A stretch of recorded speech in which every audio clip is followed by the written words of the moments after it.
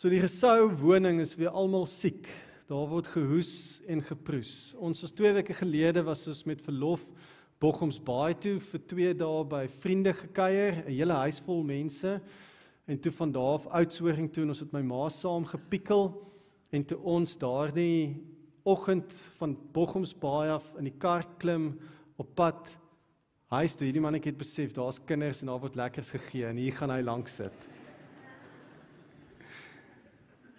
Toe ons in die kar klim as gesin, toe begin my ma so roggelhoes gee.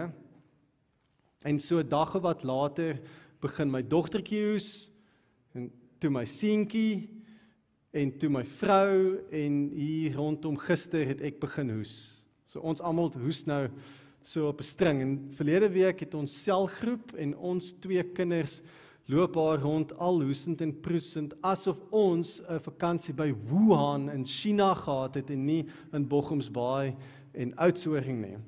Gelukkig is ons daarom nou al 'n bietjie in hierdie ding in, so mense koes nou nie meer so erg as jy langs aan hulle hoes of proes nie. Maar so word dat nou baie vinnig in ons selgroep advies gegee oor wat jy doen met 'n hoesende, proesende kind.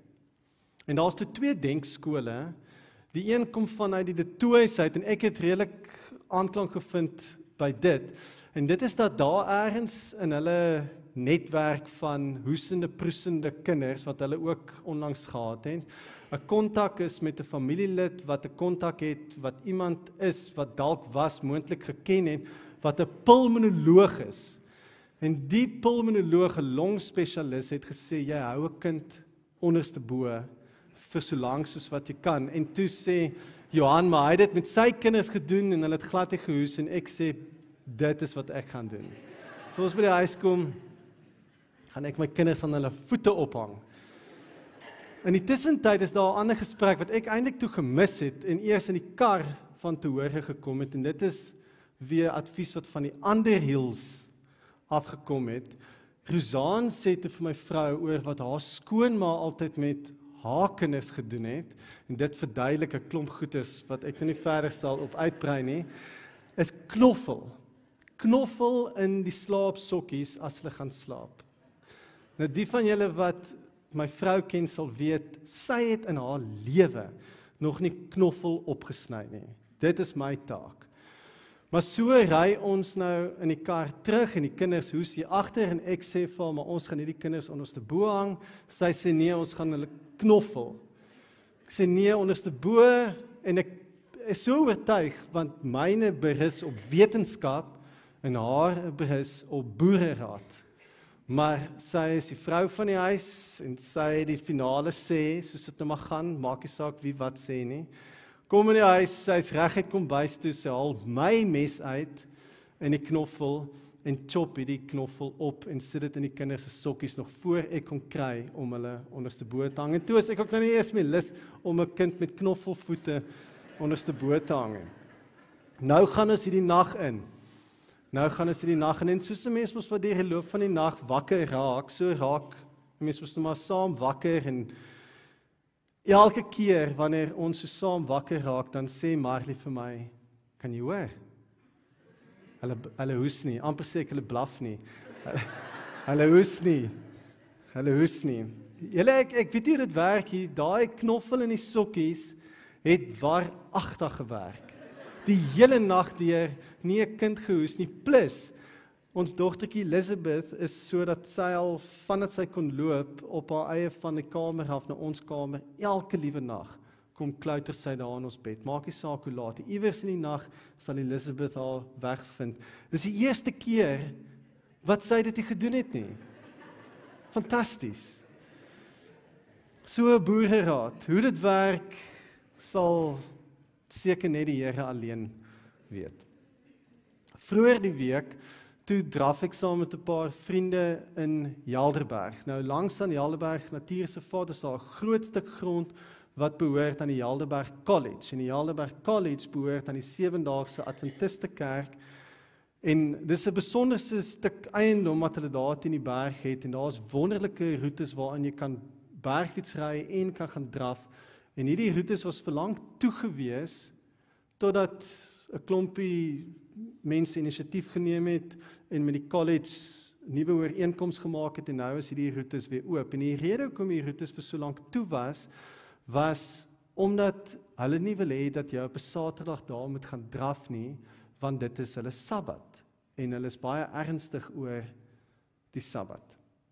En ek onthou nou toe ons nou so begin hoor het van die roetes wat oopgaan, was my eerste reaksie aan dit is allemaal baie simpel van hulle, om hierdie pragtige groot stuk eiendom toe te maak een dag in 'n week, sodat niemand daar kan kom nie. Dit is nou typies, wettiese godsdienstigheid, en so is 'n mens nie 'n geskenk vir die wêreld waarin jy leef nie.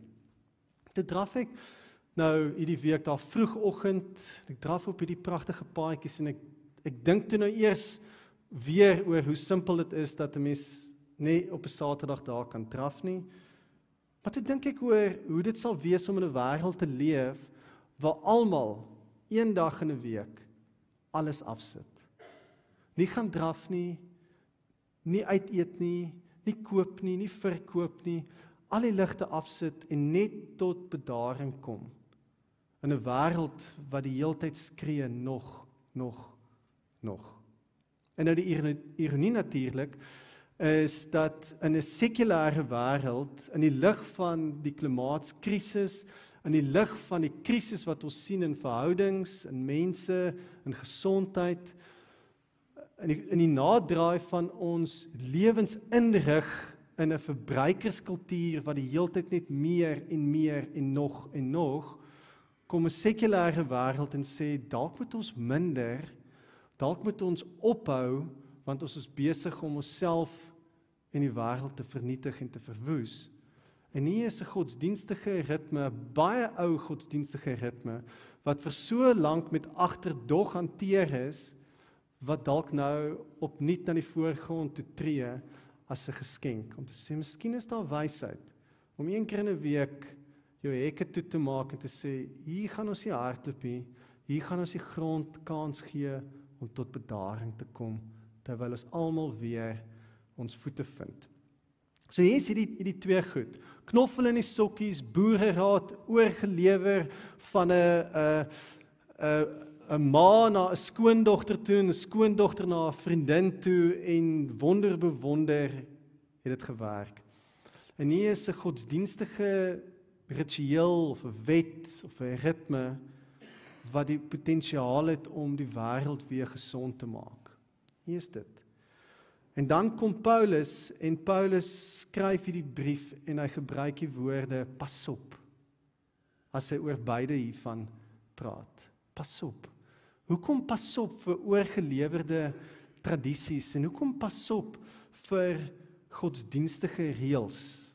So vers 8, pas op dat niemand julle van hom af wegvoer deur teorieë en argumente wat misleidend is nie. Dit is dinge wat berus op die oorlewering van mense, op wettiese godsdienstige reëls. So, teorieë en argumente, die oorlewering van mense en wettiese godsdienstige reëls. Hoekom sal Paulus ons hierteen waarsku? As sommige van hierdie argumente goed is, sommige van hierdie teorieë werk, en dat hierdie godsdiens wat ons beoefen eintlik iets is om van erns geneem te word. Iets wat 'n geskenk vir die wêreld kan wees, in die sin van dat dit die wêreld kan struktureer in 'n gesonde manier van leef. Hoekom sal hy ons hierteen waarsku? Wel, die ene is nogals interessant. Hierdie wettiese godsdienstige reëls, so teorieë en argumente, oorlewering van mense en wettiese godsdienstige reëls, as jy na die ou vertaling gaan kyk, of die nuwe 2020 vertaling, sal jy sien, dit word 'n bietjie anders vertaal. Daar word gepraat van die basiese elemente van die wêreld. Die basiese elemente van die wêreld. En dan is dit interessant dat die 1983 vertaling dit verwoord met godsdienstigheid, met 'n wettiese godsdienstigheid. Die dilemma is dat ons hierdie teorieë en argumente en godsdienstige ritmes, wat dit ook al is. En daar is 'n lang lys van goed wat ons vandag kan optrek, van goed wat ons gekry het, miskien in ons familie, by my ouma, my ma en nou ek, by my pa, sy pa en nou ek en my kinders, of in die skool waar ek was, die dorp waar ek woon, die kerk waarvan ek deel is, klomp goeders wat vir ons kosbaar is, sinvol, belangrik, waardevol. En dat ons van hierdie goeders 'n basiese raamwerk vorm. En sê hierdie is die basiese elemente en boublokke van my lewe. Dit is vir my belangrik. Dit is hoe ek my lewe leef, hoe ek my lewe inrig. En dit is goed. Dit is wonderlik. Dit is wat ons doen met hierdie goed. En sommige mense se basiese elemente sal dalk anders lyk as myne. My verstaan van die wêreld sal dalk verskil van joune. Ek het in die vorige diens het ek die voorbeeld gebruik dat ek kry vir Judy dikwels jammer. Want as Judy hier is, dan is daar 'n klomp mense wat moan omdat sy nie daar is nie. En as sy daar is daar weer 'n klomp mense wat moan omdat sy en die musiekgroep nie hier is nie. Dis hoe ons is. Ons kan onsself nie help nie. Sommige mense sal in 'n erediens sit, maak nie saak wat die dominee gesê het nie, maar as Judy nie daar was nie, sal hulle uitstap en sê nee. So kan dit nie aangaan nie. Ander mense sal weer, maak nie saak wat die dominee gesê het nie, as Judy nie hier was nie, sal hulle uitstap en sê, so kan 'n mens nie sing nie. Dis hoe ons is, ons kan onsself nie help nie. En dit gaan altyd so wees. As jy knoffel in jou kind se sokkie sit, gaan daar iemand wees wat vir jou sê, jy nou mal, jy nou gek geword. Iemand anders sal sê, try it. Dit mag dalk net werk. Basiese elemente. Ons moeilikheid is, ons maak van hierdie basiese elemente 'n godsdiens.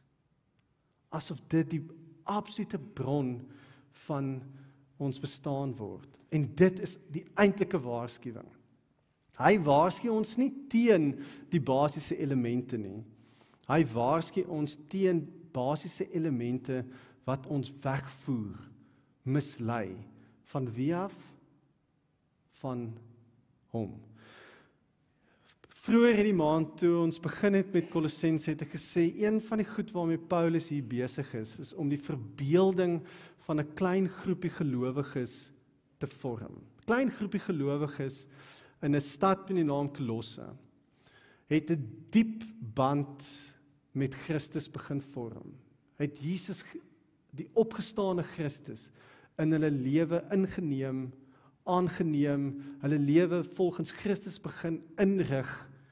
En dit maak hulle nou vreemd in hierdie gemeenskap waarin hulle self bevind. En net vir 'n oomblik, onthou hierdie groepie gelowiges lewe pre hierdie Bybel wat ons vandag het. Pre die apostoliese geloofsbelijdenis en die Heidelbergse katekismes en ons kerktradisies soos ons dit vandag ken. Hulle is baie meer as ons uitgelewer aan oorgelewerde tradisies en aan die godsdiens van hulle dag. En dit in hulle dag sou op verskillende maniere uitgespeel het. Daar's die Grieks-Romeinse manier van dink, Romeinse manier van dink oor die wêreld, en dan is daar ook die Joodse manier van dink en leef. En beide het 'n invloed op hulle gehad tot en met nou toe. En daai invloed is nie daar ver nie, dit is hulle bloedfamilie, hulle bure, hulle mense saam met wie hulle in hierdie gemeenskap leef, wie se basiese elemente hulle tot nou toe nog geweldig gerig het. En toe ontmoet hulle vir Jesus. En deur die leringe van Epafras en van Paulus en ander briewe en predikers en leiers wat die ronde doen, begin hulle al hoe meer iets ontdek van Christus is genoeg. Christus is genoeg. En nou kom Paulus vir hulle om te verstaan. Julle, alhoewel julle nou nogals vreemd in hierdie gemeenskap is, het die eintlike geheimenis van die wêreld. Julle ontdek nou wie ons almal is in Christus. So terug na hierdie basiese elemente. Die moeilikheid wat ons het met hierdie basiese elemente is dat ons maak asof dit bepaal wie ek is. Hoe jy stem, hoe jy koop, waar jy woon, waar jy geswat het, in watter skool jou kinders is, hoe jy met jou kinders te werk gaan, gee jy vir hulle pak sla, gee jy nie pak sla nie, en die lys gaan aan en aan en aan. Al hierdie goeders wat vir ons belangrik is. Die probleem is, ons trek dit so diep in ons in, dat dit ons kernidentiteit begin vorm. Maar nie net my kernidentiteit nie, ek trek dit so diep aan, dat ek dit ook op jou forceer. En dis deel van hierdie argument in hierdie teks. Hy sê, moenie dat iemand vir jou voorskryf wat om te eet, of wat om te drink nie. En weer eens, hierdie is nie vreemde godsdienstige goed wat daar ver uitspeel. Ons doen dit. Ons doen dit. Begin jy nou maar net op 'n diet klim wat vir jou werk. Dan is jy by die volgende paar kuier saam met vriende die grootste evangelis van daardie dieet. En ons het dit veral gesien met die banting mense onder ons.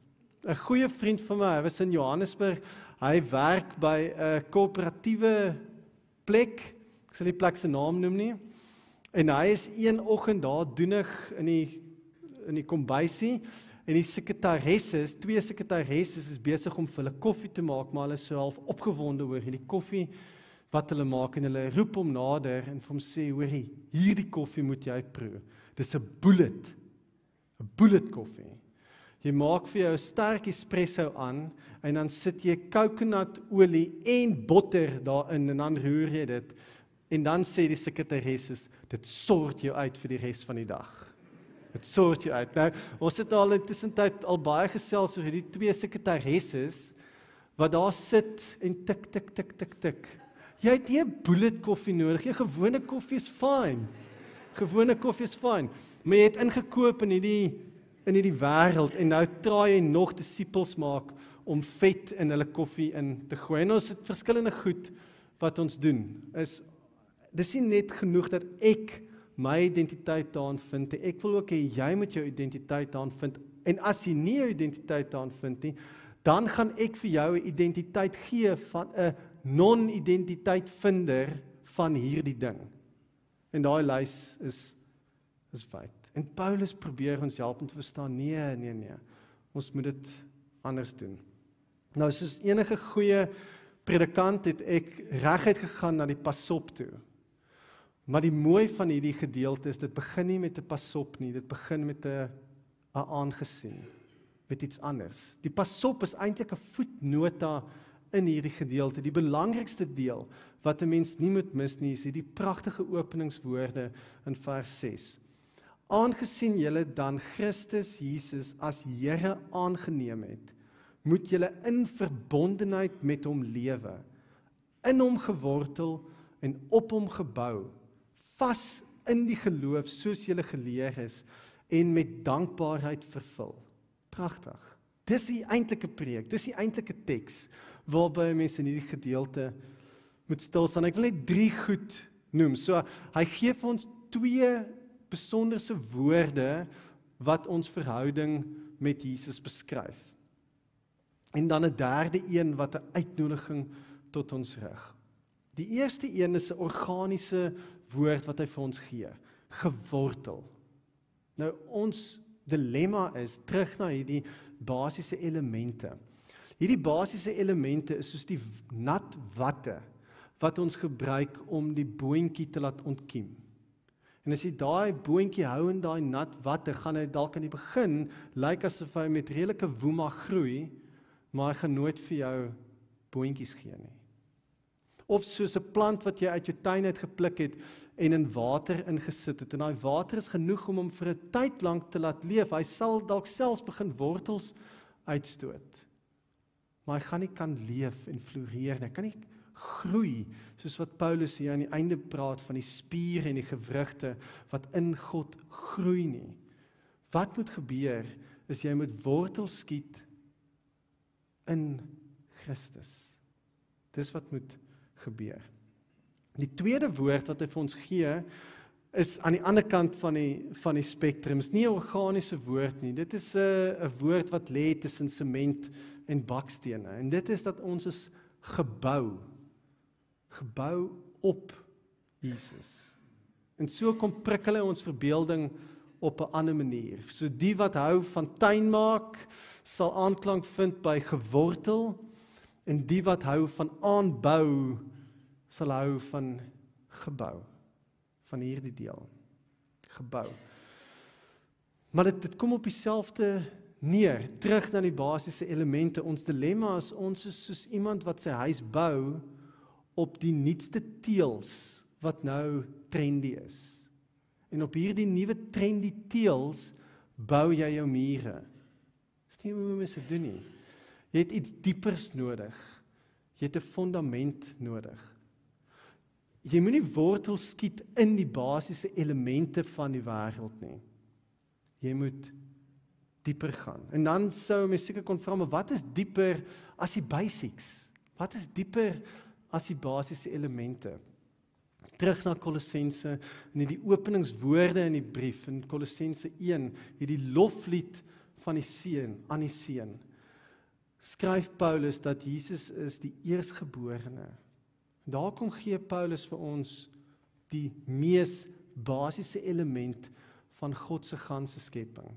En dit is die grootheid van hierdie stelling, van hierdie brief wat Paulus skryf. Ek wil amper sê die verregaande gedagte wat hy aan ons wil kommunikeer. En dit is wat Karel Barth gesê het, is dat die ganse skepping, alles wat daar is, word ontsluit in Christus.